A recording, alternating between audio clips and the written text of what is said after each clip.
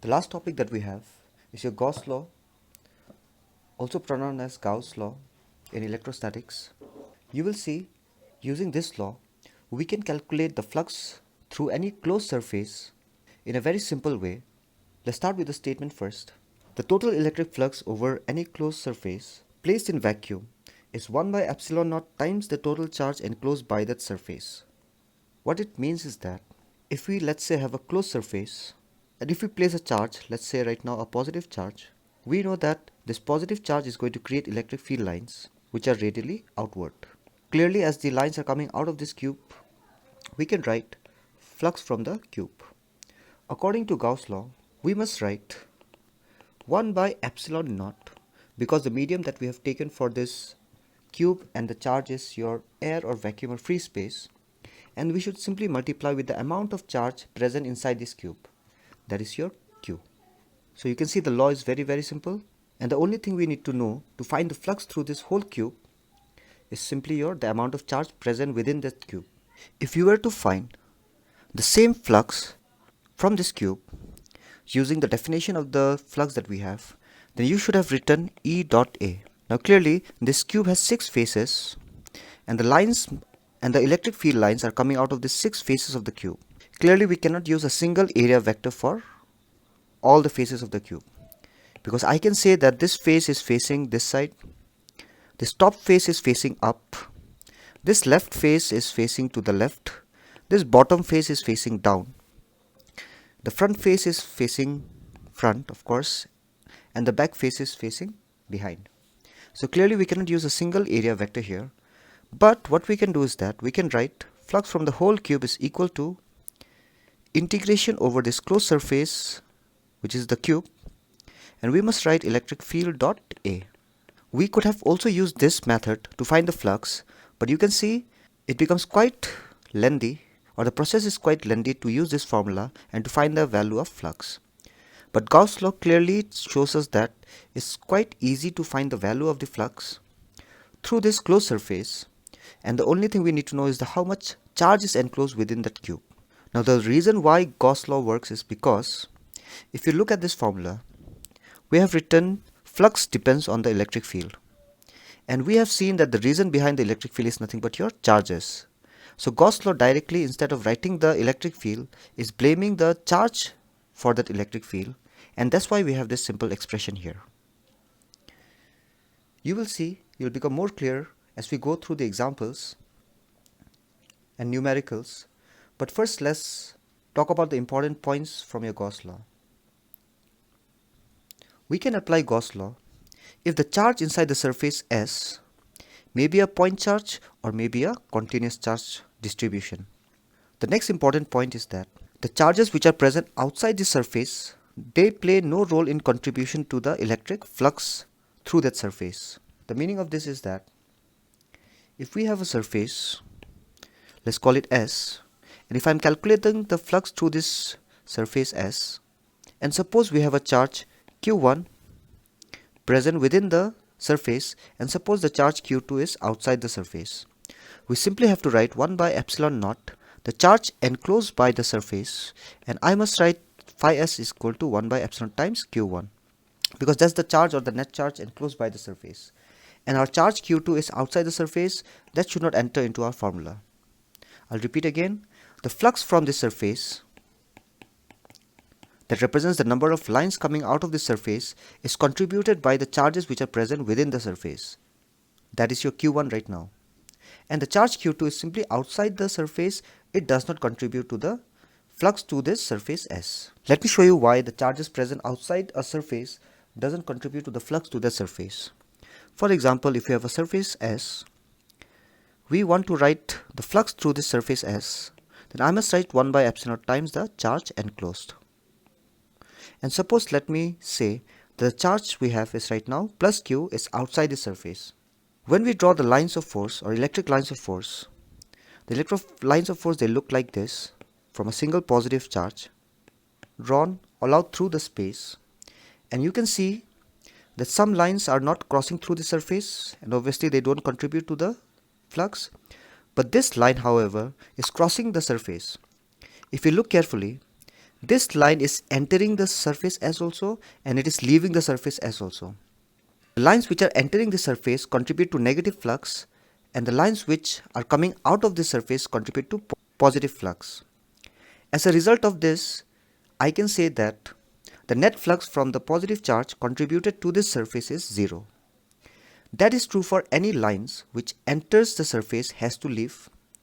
Here also you can see line is entering the surface S, but is also leaving.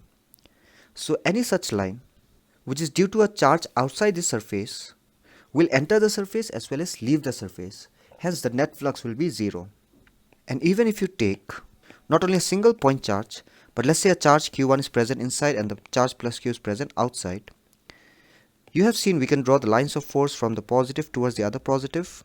They tend to go away from each other. Clearly in this case also, the lines which are entering this surface from an external charge, they also leave the surface. Even this line you can see, it may have entered the surface, but it's also leaving the surface. So the net flux contributed by this charge to this surface is 0. However, if you look at this charge which is inside the surface, you can clearly see that the lines are only leaving this surface. They are not entering, but they are only leaving, contributing to some positive flux. Hence the second point says there should be no contribution to the total electric flux from those charges which are present outside the surface. The next important point is the location of charges inside the surface does not affect the total flux. To make it clear, let me draw a plus Q charge here at the center of this sphere, which is a closed surface. And let's say we have another sphere, same sphere, but this time let's say the charge is present at certain point but not at the center of the sphere. You have seen we can draw again the electric lines of force, and clearly I have to say there is some flux coming out of this sphere S, and I must write 1 by 4 pi epsilon times the charge enclosed, which is your Q. Now if I go to this problem here, in this case also I have to draw the lines of force, and since this charge and this charge both are same, if I have drawn 8 lines in the first case, I must draw 8 lines in the second case. Clearly you can make out the number of lines crossing or coming out of this sphere is 8, and even the number of lines coming out from this sphere is 8.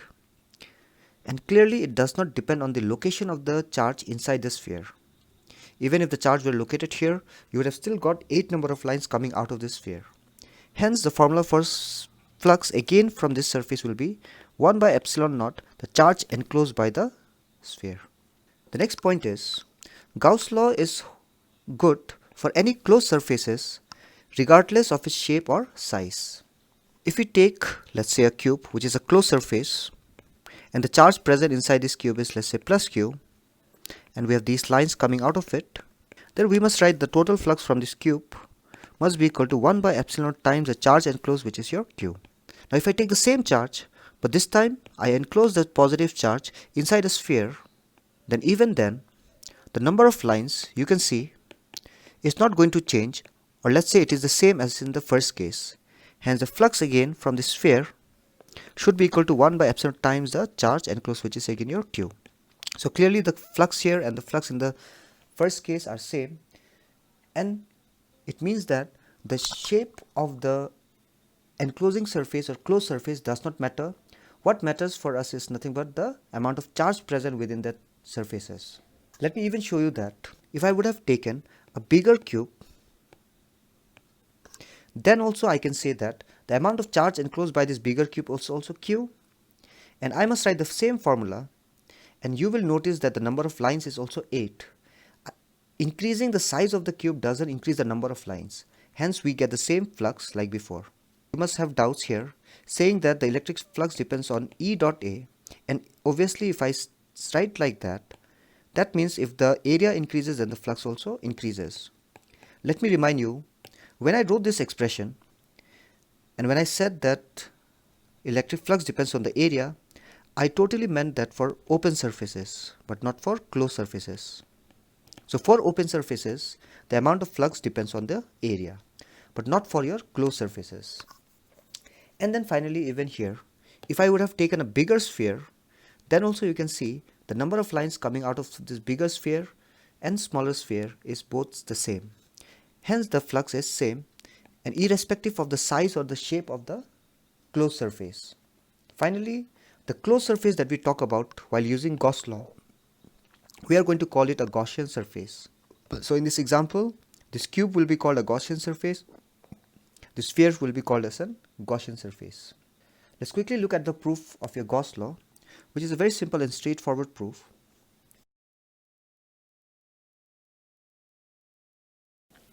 Let's say we have a positive source charge shown by this red sphere here, and the green lines represent the electric field lines coming out of this source charge. You can see the electric field lines, they have a tendency of going away from the positive source charge.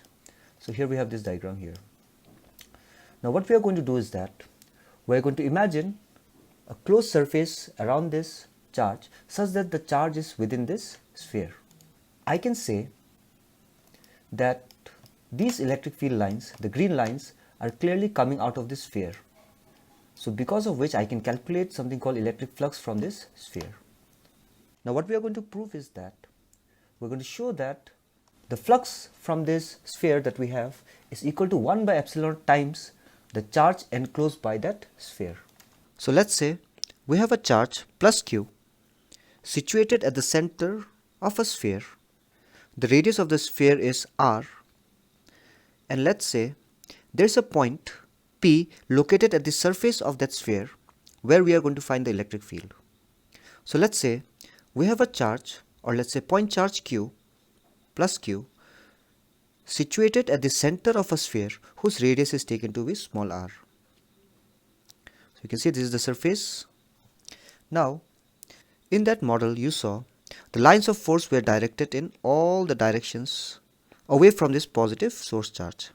At any point like your P, if I am going to calculate the electric field, you can say the direction of electric field is along the direction of those lines that we have drawn and is clearly along this direction here. I can say this electric field is the electric field pointing at a point P which is located at the surface of this sphere. Now if I am going to take a very small area vector about this point P, I can say that that area vector is pointing along this direction or facing this direction, and clearly I can denote it by ds vector. To remind you, this ds vector is along the r cap or the e direction, and it is perpendicular to the surface itself. Because if you remember the definition or the idea behind your area vector will always be perpendicular to the surfaces.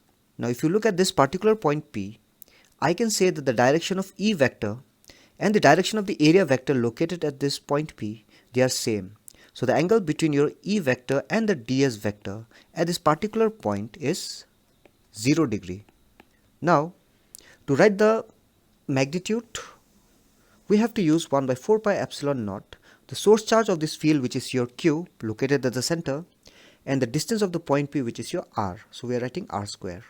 And the direction of that electric field is your r cap, which is nothing but the normal to the surface that we have. What we can do next is that we can calculate the amount of lines of force or electric lines of force coming out from this small surface that we have taken. Clearly it cannot be 0 because you can see the lines are coming out of the sphere. The lines also must come out from this small area vector of that sphere. To calculate that, we simply write d phi. We have to multiply the E vector with the ds vector with a dot product such that d phi represents the flux from that small surface that we have, E represents the electric field for that small surface, and ds represents the area vector for that small surface that we have. When I do that, I'm simply going to write the magnitude of your E vector along with the direction, multiply with ds vector with a dot product. Clearly r cap dot ds means we must write the magnitude of the r cap vector, magnitude of the ds vector, and we must write cosine of the angle between the r and ds vector. R cap, if you remember, is a unit vector whose magnitude must be equal to 1. ds is a very small area vector with a magnitude of ds, and cosine 0 is again 1. So we have here value of this is 1, which is the magnitude of the unit vector. ds vector, the magnitude is ds itself, and cosine 0 is 1. So this part is simply going to give me ds. Now we have found the flux from the small surface present in that sphere. Now we are going to integrate over the whole closed surface S, which is the whole sphere, so that we get the net flux coming out of the sphere. To do that, I must integrate whatever we have got, which is this quantity here, and write it like this. When I'm integrating, it should be clear that even if I would have taken the small point or small area vector here, that small area vector would have pointed in this direction. Again, here you can see the electric field and the area vector are along the same direction, and hence they make an angle of 0 degree between them. That is true even if we have taken the point somewhere here. This area vector would have pointed in this direction, even the electric field is in this direction, and hence the angle between them will be 0.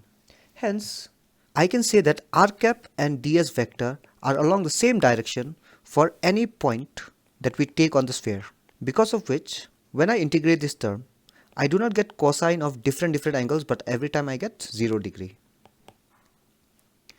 Now, as we integrate this part, let me tell you that this part means the total flux from the whole surface, which is represented by phi s. 1 by 4 pi epsilon naught is a constant, so it comes out of the integration. Q, if you look, it's also a constant, because when we keep on adding the ds, that means add up all the small areas, ds. Notice the q is not going to change, hence the q can be taken as constant. And even your r, which is the distance between the source charge and the point, when I take all the ds on the surface, the r is not going to change, hence even your r is going to be a constant. So taken out of the integration. The only thing left inside this integration is your integration of your ds, because your ds is not constant. As we keep on adding the small area ds, we are going to develop or get big area. So clearly your ds is not a constant. When I calculate this integration, the meaning of this part is that we are trying to add all the small areas present in this whole surface, and when we do that, we should get the total surface or area of this sphere. I'll repeat again. Integration of ds over the closed surface S means I'm going to add up all the small areas present in this sphere on the surface of this sphere, and that is going to lead us or give us the total surface area of the sphere. Clearly the total surface area of the sphere we know is 4 pi r square. So we have this formula here. We cancel the 4 pi with the 4 pi, r square with the r square, and we simply get 1 by epsilon naught times the charge enclosed by that sphere. So hence we have proved here Gauss law. Let me show you the difference between a positive flux and a negative flux first. If I have a surface which is kept in an electric field, and if I take this as the area vector for the surface, let's say this face of the surface is x, let's say this face of the surface is your y. Just an example for naming. I can say that these lines are coming out of this surface x, but these lines are entering the face y. For this face x, the area vector is your a bar.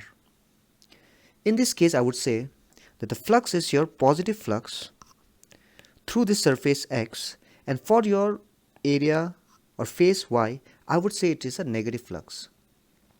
What I mean is that if I have a surface, and if the lines are entering this surface, then I would have to say that the flux for this surface is a negative flux, and from this surface x, if the lines are coming out, I would have to say that the flux is a positive flux.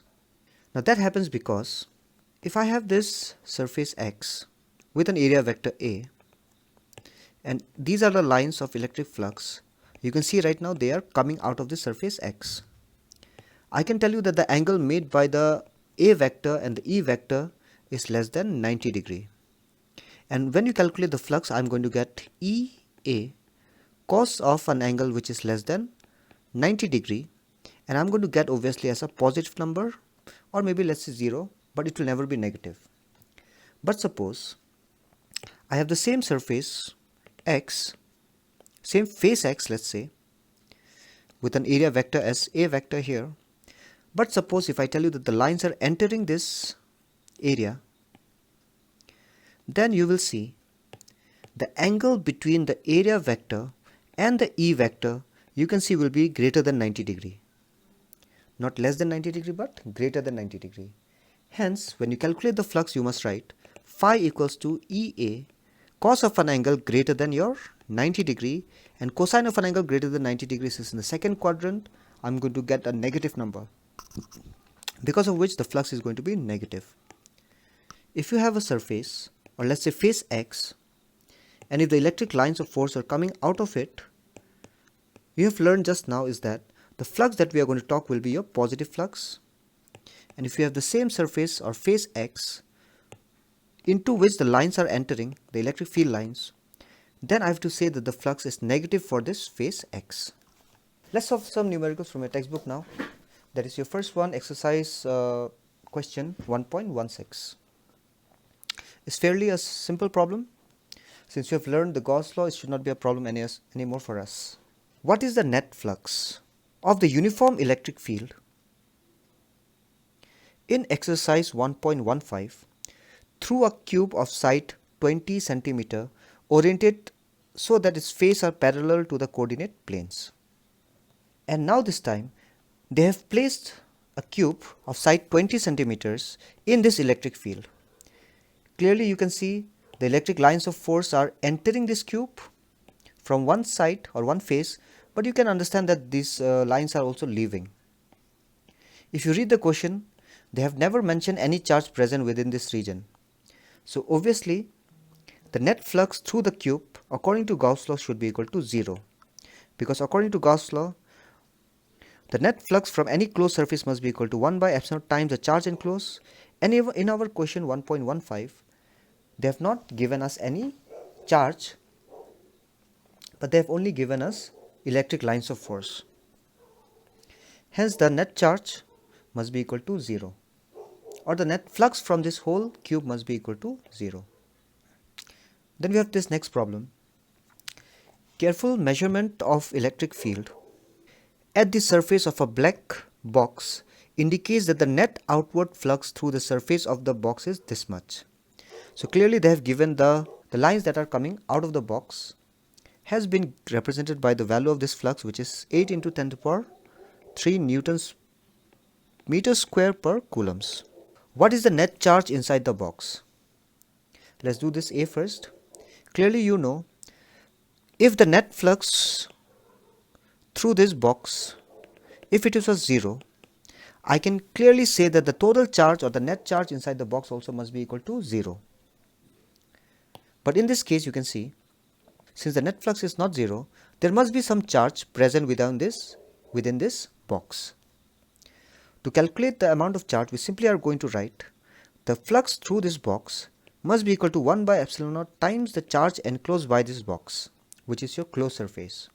To remind you, we cannot apply Gauss law for your open surfaces, we only apply for them when the surfaces are closed surfaces.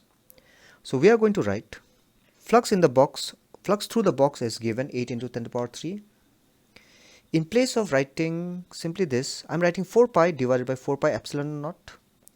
The reason why I have done is that I can cancel the 4 pi anytime, but you know the value of 1 by 4 pi epsilon naught, which is simply your 9 into 10 to the power 9, and this 4 pi is extra somewhere here.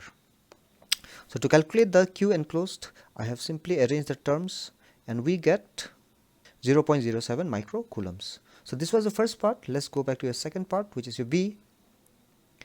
If the net outward flux through the surface of the box were 0, could you conclude that there were no charges inside the box? Why or why not? The question is, if suppose the flux is equal to 0 from this box, then can we say that there are charges or no charges inside the box? And the answer is, Gauss law is written as flux through the box is equal to 1 by epsilon naught the net charge enclosed by the box. Now this net charge enclosed by the box should be equal to 0 if our flux is obviously 0. Now writing net charge enclosed equal to 0 does not mean there are no charges inside the box, but it simply means that the total positive charge and the total negative charge are equal. That's why the net charge enclosed by the box may also be equal to 0.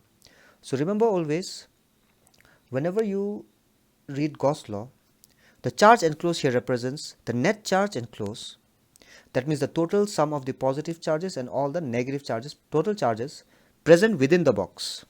That means if I have that box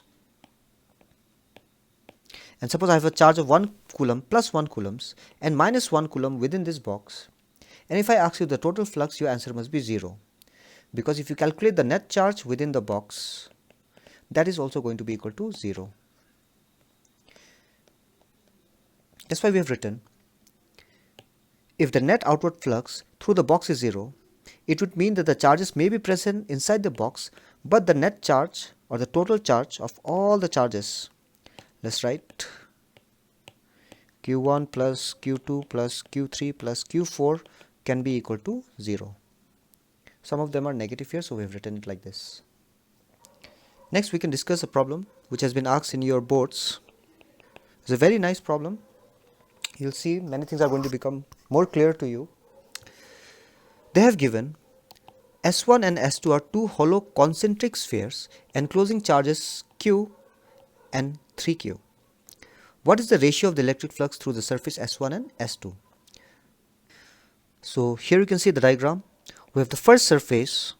According to question, the first surface S1 is enclosing a charge of Q, and the second surface, which is concentric with the first surface S2, encloses a charge of 3Q.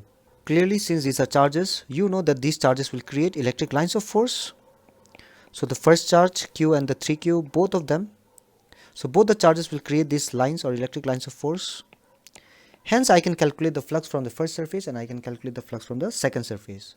To write the flux from the first surface using Gauss law, we write flux from the first surface phi1 must be equal to the charge enclosed by the first surface divided by epsilon naught. And to calculate the flux from the second surface, I must again write 1 by epsilon naught times the charge or the net charge enclosed by the second surface. If you look carefully in this diagram, the second surface is found not only to enclose a charge of 3Q, but the second surface also encloses a charge of plus this Q. Hence, the total charge enclosed by the second surface will be 3Q plus Q. That's why we have written 3Q plus Q, which is equal to 4Q. And when I take the ratio of Q phi1 by phi2, I'm simply going to get this divided by this, which is your 1 by 4. So the ratio is simply your 1:4. These problems are not from your Gauss law, they are from your flux problem. This you can think as your assignment, please do it. The next question is from your NCERT 1.19. The question reads, a point charge of 2 microcoulombs is present at the center of a cubic Gaussian surface 9 cm on the edge. What is the net electric flux through the surface? Now this information, the 9 cm on the edge means every side is 9 cm. And you have learned that the size of the surface, of the closed surface, does not matter for us because Gauss law only takes up how much charge is present within the surface, but not the size and the shape of the surface. Hence, we are simply going to write the net flux through the cube that we have must be equal to 1 by epsilon naught times the charge enclosed by the surface. So in place of this, we have simply written the amount of charge. Here we have written the value of epsilon naught, and we simply are going to get the answer. The next problem you should solve is exercise 1.18. The question reads, a point charge of plus 10 microcoulombs is at a distance of 5 cm directly above the center of a square of side 10 cm. So you can see this is the plus Q charge that they have placed at a distance of 5 cm from the center of a square whose sides are 10 cm. The question is, what is the amount of electric flux through this square? Now since it is a positive charge, you know the lines will go out of the positive charge in all directions, and clearly lines are also passing through this square. So we have to find how much line or how much electric flux passes through this square. Now we are going to apply Gauss law here, and clearly you know we cannot apply Gauss law for your open surfaces. Right now this square is a open surface.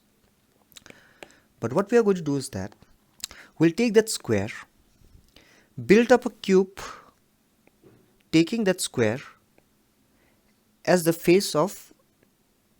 each of the face of the cube. So you can see here we have built a cube out of those squares that we have, and we've placed this square here, here, in all the 6 faces of this cube are the. Now clearly, if you look at this diagram, the source charge, the positive 10 microcoulombs, is present at the center of this cube. And if I tell you that 10 lines are passing from this top surface, then 10 lines must also pass from this right surface, 10 lines must also pass from this left surface, 10 lines must also pass from this bottom surface, 10 lines must also pass from the front and back surface. Clearly, from all the surfaces, the amount of flux will be same. The advantage of doing or building this imaginary cube is that we can now apply Gauss law. And when we apply Gauss law, we are going to get the flux from the whole cube, not from the square but from the whole cube, which is nothing but your 1 by 4 pi epsilon naught. When we calculate the flux from the whole cube, we get a number which looks like this. And this represents flux from all the 6 faces of the cube. Now we know the square that has been given to us is one of the face of the cube. Hence, we are going to divide the number that we got by 6, and clearly this will give you the flux from each face of the cube. This was the flux from all the 6 faces of the cube, and this is the flux from each one of the face of the cube. Hence, this is how you solve it. So it was not very difficult, it was very much conceptual. So you have to be ready with this kind of problems, and this has been asked in your board exams. The next problem is exercise 1.20. The question reads, a point charge causes an electric flux of -1 into 10 to the power 3 Newton meter square per coulomb to pass through a spherical Gaussian surface of 10 centimeter radius centered on a charge. So here we have the first diagram. You can see we have a Gaussian surface, and the flux, if you read, is a negative flux. That means lines are not coming out of the surface, but lines or electric field lines are entering the surface. And I can say that the net charge within this surface must be a negative net charge. The question is, if the radius of this Gaussian surface were doubled, that means we do not have the same sphere. You can see we have a bigger sphere with a double radius. The question is, how much flux would pass through the surface? Now you have seen the amount of flux does not depend on the size and shape of the closed surface or the Gaussian surface. Hence I can say that here, though the size of the sphere is changing, but the amount of charge is not changing. Hence the flux is not going to change, but the flux will remain the same. Hence we have written the same value. Now the next question, your B, is what is the value of the point charge? To calculate the value of the point charge, we simply use Gauss law. Flux, or the net flux, which is equal to 1 by epsilon times the charge enclosed. I can write charge enclosed is epsilon naught times the flux. In place of your, okay, there's a mistake here. This negative should not be written here. In place of epsilon naught, I have written the value. In place of phi, I have written -1 in 10 to the power 3. And finally, when I solve this, I'm going to get the answer in coulombs because we are calculating the charge. And I'm going to get -8.854 nanocoulombs.